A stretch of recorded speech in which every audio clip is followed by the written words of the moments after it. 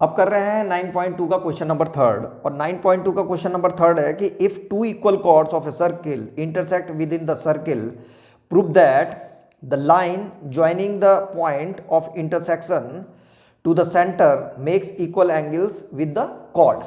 तो इस क्वेश्चन में फिर से ये एक सर्किल है और वो कह रहा है कि सर्किल में दो कॉर्ड हैं, ऐसे करके मान लीजिए ये ए बी है और ये दूसरी कॉर्ड है सी डी। यहाँ पे ये सी है और ये डी है और यहाँ ये कहाँ पे इंटरसेक्ट करते हैं एक दूसरे को, ई पॉइंट पे।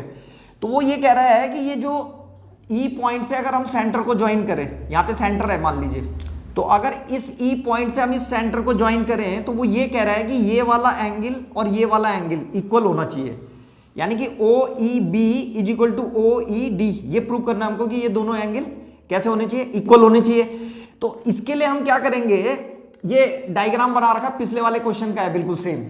ये क्वेश्चन जो है सेम क्वेश्चन नंबर 2 की तरह है, ठीक है। ये क्वेश्चन नंबर 2 का ही डायग्राम है, मैं इसी से सॉल्व कर रहा हूं इसमें।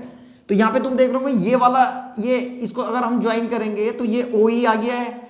तो हमें ये प्रूव करना है कि ये जो ओ ई लाइन है ये दोनों कॉर्डों से इक्वल एंगल बनाती है, तो ये वाला प्रूव करना है। तो इसके लिए कंस्ट्रक्शन करेंगे, तो कंस्ट्रक्शन फिर से वैसे ही करना है। यहां से एक परपेंडिकुलर ड्रॉ करेंगे, क्या, ओ एम। तो ये कर रखा है मैंने ओ एम। ओ एम जो है ए बी पे परपेंडिकुलर है और यहां से एक परपेंडिकुलर ड्रॉ इस पे करेंगे, ये ओ एन। ओ एन जो है परपेंडिकुलर है किस पे, सी डी पे। तो यहाँ पे ये 90 डिग्री हो जाएंगे और फिर से इन दोनों ही ट्रायंगलों को कॉन्ग्रुएंट प्रूव करेंगे। किन दो ट्रायंगलों को, एक ओ एम ई और एक ओ एन ई, जैसे कि हमने क्वेश्चन नंबर 2 में किया था। और जब ये कॉन्ग्रुएंट प्रूव हो जाएंगे तो सीपीसीटी से हम दिखा देंगे कि भैया ये वाला जो एंगल है कौन सा, ये इतना एंगल इस वाले एंगल के इक्वल हो जाएगा बस, और यही प्रूव करना था। तो शुरू करते हैं। तो इसमें मैंने लिख दिया है, गिवन में हमारे को ये मालूम था कि ए बी कॉर्ड जो है वो सी डी कॉर्ड के इक्वल है।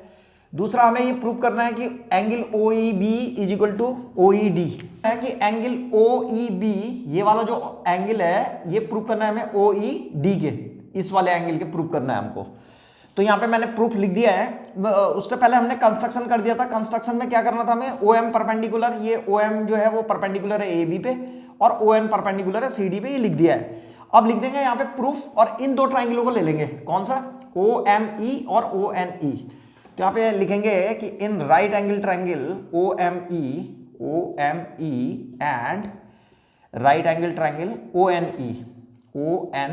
राइट एंगल ट्राइंगल इसलिए बोल रहा हूं मैं क्योंकि परपेंडिकुलर ड्रॉ कर रखे हैं हमने और हमें मालूम है ये 90 डिग्री के हैं।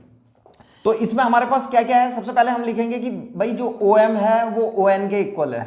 ओ M is equal to O N.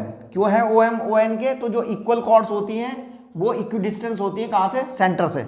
तो इसका रीजन लिख देंगे हम यहाँ पे कि equal chords are equidistant from the centre. फिर हम लिखेंगे यहाँ पे angle O M E. Angle O M E जो है वो इक्वल है एंगल ओ एन ई के। इसका reason is equal to 90 degree. इसका रीजन है बाई कंस्ट्रक्शन, ये बाई कंस्ट्रक्शन से आ रखा है। और जो ये ओ ई है ये कॉमन है दोनों में, तो यहाँ पे लिख देंगे O E is equal to O E. O E is equal to O E, ये दोनों में कॉमन था। तो जैसे ये कॉमन हुआ तो ट्रायंगल कॉन्ग्रुएंट हो गया। तो यहाँ पे लिख देंगे therefore triangle O M E congruent हो गया है हमारा किस ट्रायंगल के, ओ एन ई के। ओ एन ई ये किससे हुआ हमारा, आर एच एस से।